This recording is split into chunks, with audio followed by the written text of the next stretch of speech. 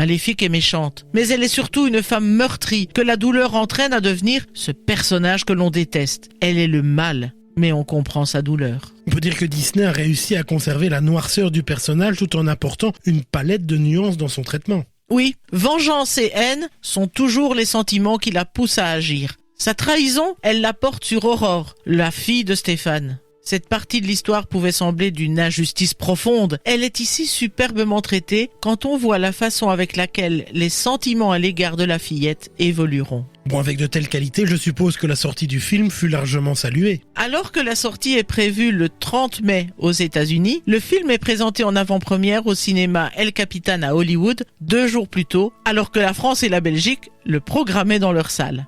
Et à Los Angeles, Disney a fait les choses en grand. Le décor du cinéma est refait aux couleurs de la méchante fée. Des personnages en costume accueillent le public et il y a même des potions magiques à distribution.